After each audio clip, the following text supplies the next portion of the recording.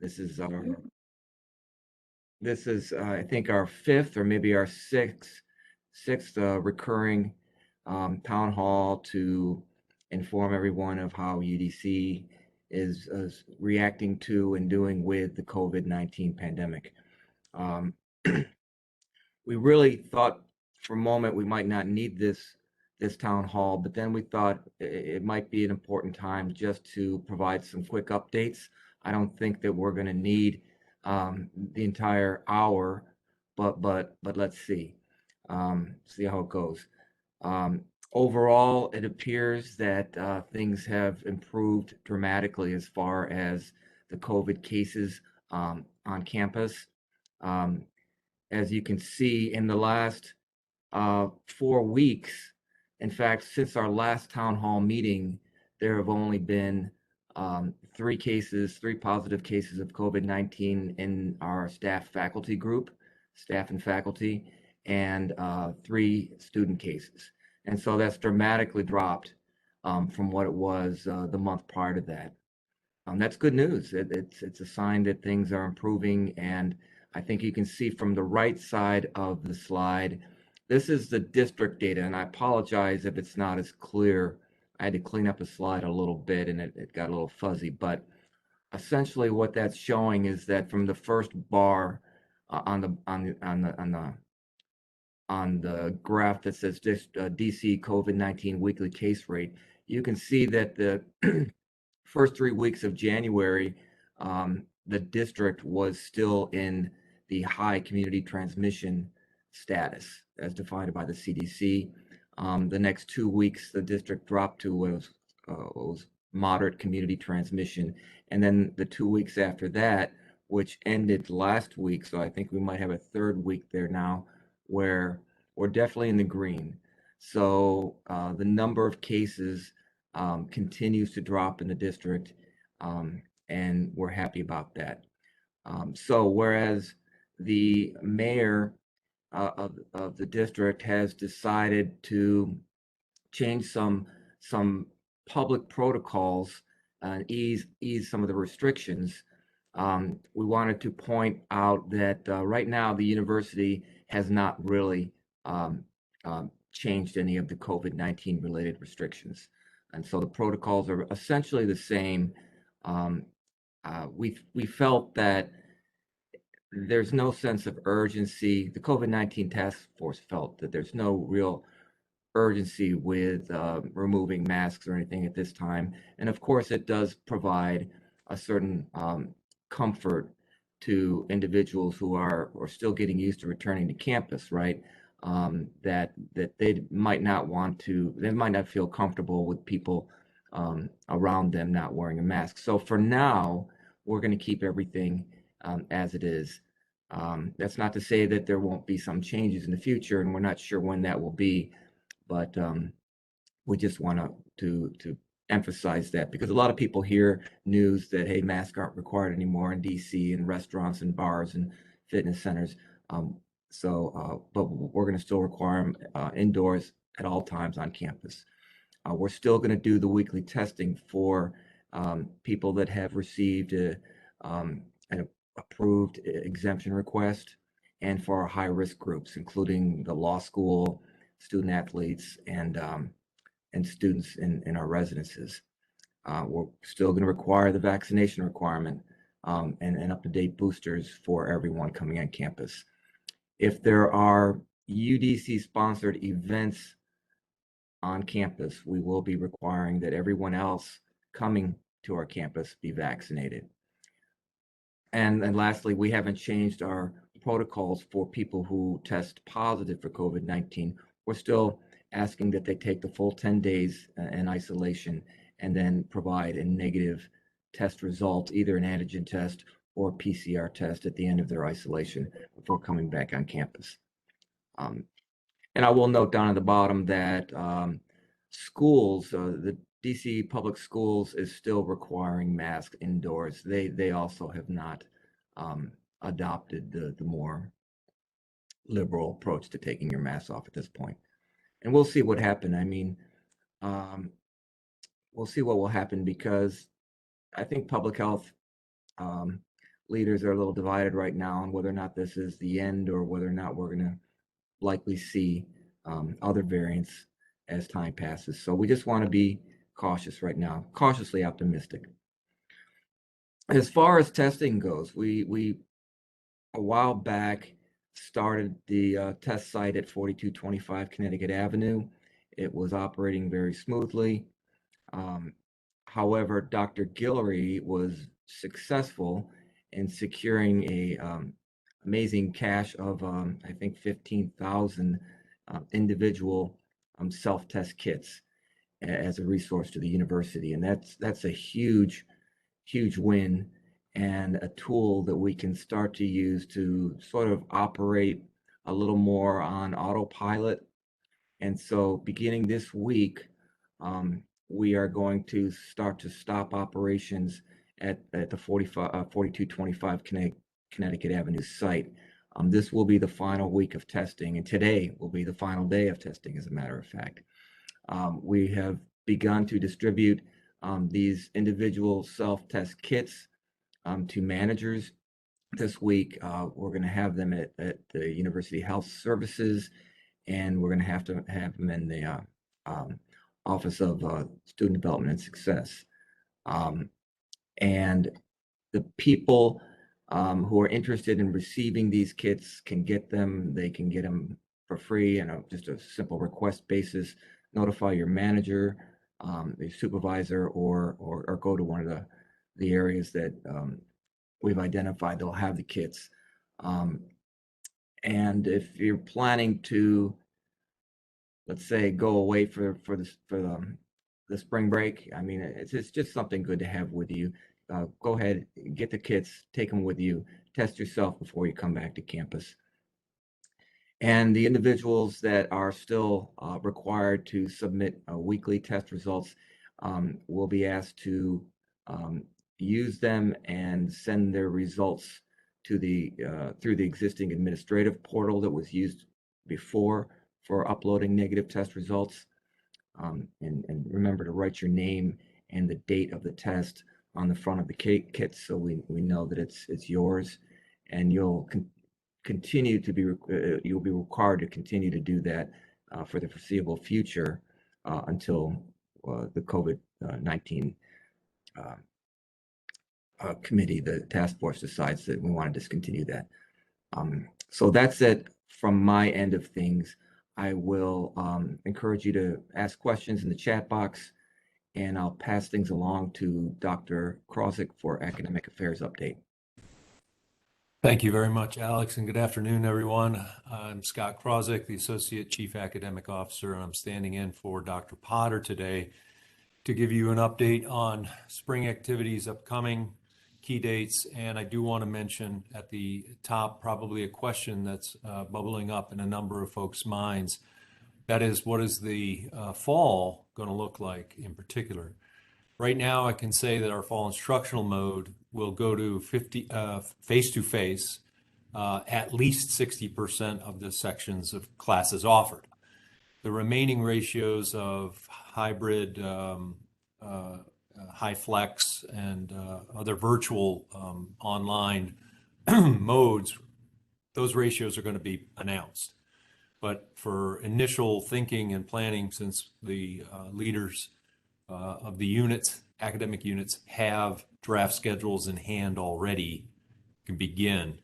And I will only add to this that we're going deliberately along this road of decision making based on data that we now have gathered and are assessing, analyzing from the spring and in particular the fall of 2021, because those were the semesters where we really had some semblance of a number of courses, classes in face-to-face, particularly in the fall, that give us a chance to see how delivery modes have impacted students in terms of performance. So what I'm saying is it'll be a data-driven decision, and the data currently tells us at least that we'll go the 60% for face-to-face sections.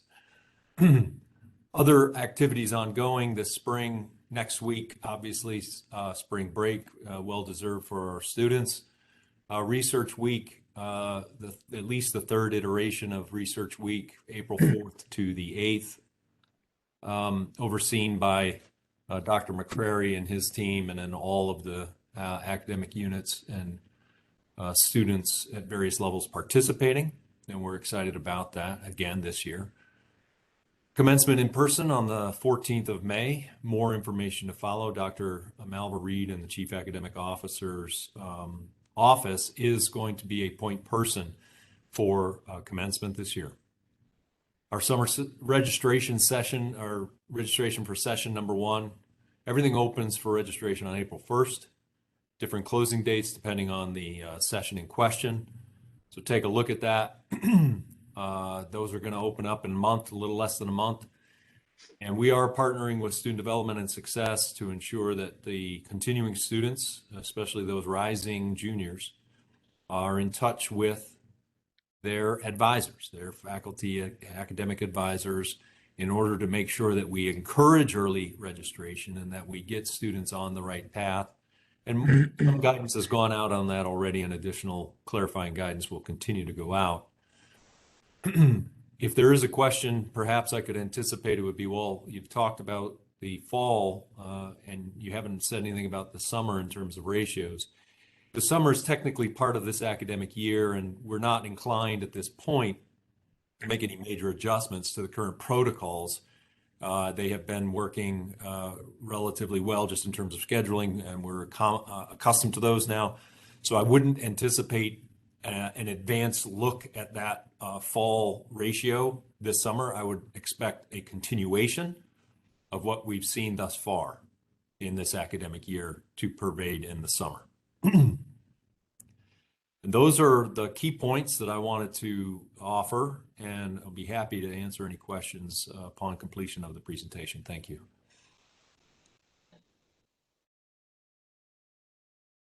And I turn it over to Dr. Guillory. Get my camera on. So on behalf of HR, I just want to plug our Headspace Initiative. We did have a webinar a couple of weeks ago, and we had some good participation on that just for information sharing about this resource. The president has started his one-on-one sessions, and if you haven't registered for one of those, we can recirculate that to everybody. We sent out a link where you can sign up for a 30-minute one-on-one with the president. And we're hearing a lot of people talking about stress and mental wellness, holistic wellness. And we did subscribe. We purchased a 1-year subscription to Headspace, and we have, well over 1,000 licenses for this 1-year subscription. And to date, only 88 employees have signed up. So we are going to extend this and start promoting it for students to join and sign up as well. And we will be talking about some strategies for how departments and units can utilize Headspace collectively to kind of work on some unit departmental goals around wellness and, work-life balance. So please, if you haven't signed up for Headspace yet, please do so. If you go through your emails, I'm sure you can find where there was information about how to sign up. I think it's available on the RISE website. And for those who have access to students, we'll certainly be working with SDS to promote this resource and asset to students, because we know that students are feeling these challenges as well. So that's it for my update from HR. I'm going to be working with Mercy and Health Services to get an update on the boosters and what that process is. The staffing we had at 4225, now that we are shutting down that facility, that staffing, particularly the administrative staff, will be dedicated to following up with all employees who are eligible for boosters but haven't yet uploaded their documentation for the boosters. So we'll be following up on that soon. Let's see. And I think that's it, Alex. So we just wanted to touch base with everybody and bring some updates and clarify where we are in relationship to the mayor's updated guidance around the masks. So we can go ahead and and take questions. I'm gonna stop sharing. Yeah, all right. Thank you, everyone. I already answered one question that was in the chat, but if anybody has any questions, clarifications, or comments, please put them there. We'll give you at least a few minutes to do that.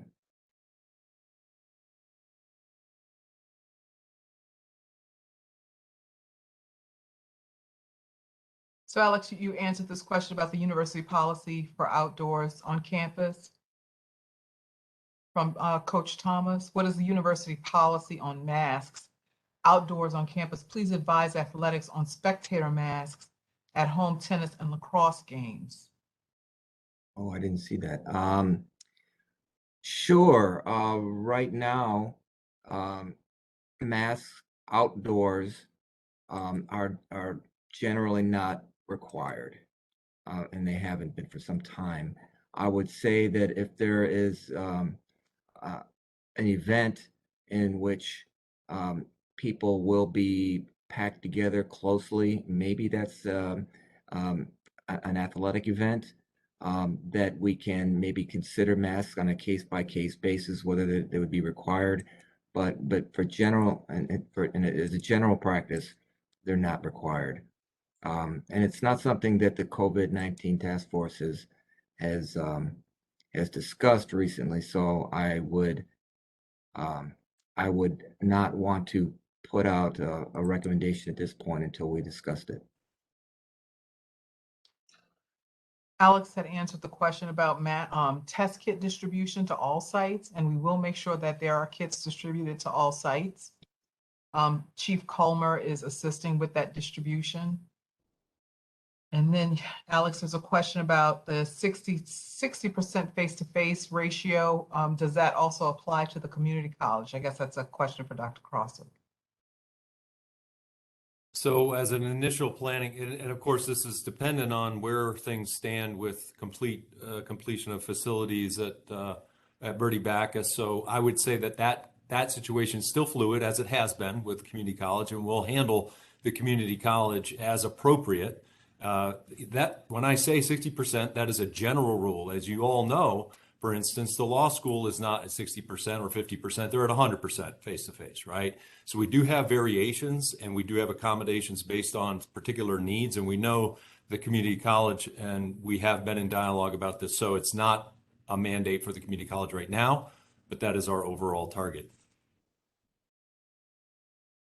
Dr. Cross, there's another question for you. Will new students be able to register once they have been accepted, or do they have to wait for a particular date? So they can register once the registration window opens.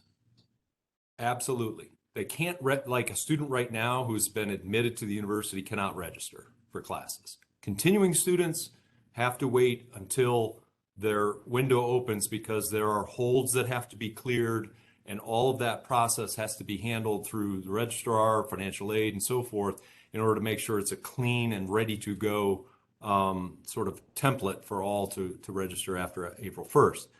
That's part of our initiative to get a hold of this in the month of this month with student development and success sort of arm in arm to make sure that we're ahead of it, these questions, that they don't drag forward into the registration period, that we're already on top of any issues that holds, that would get them cleared right away and usher students right into the courses that they're looking for on or after April 1st.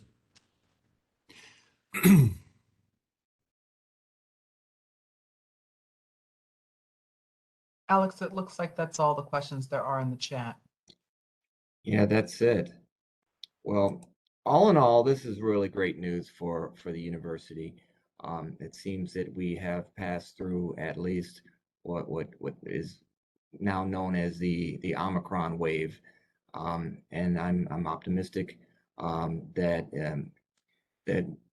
we're going to continue to do the right thing. I want to just thank everyone for their compliance with the requirements and for helping us all to keep each other as safe as possible. And as I said earlier, we just want to continue to do what we're doing to keep people comfortable and to make sure people feel as safe as they can. If there are no further questions, I will, again, as I always do, I'll put my name and email and telephone number in the chat. If you have anything that comes to mind at any other time, please send it to me, or as a reminder, you can direct questions and send them through to the university at covidconfidential@udc.edu. All right. I don't know if anyone else has any remarks to close out.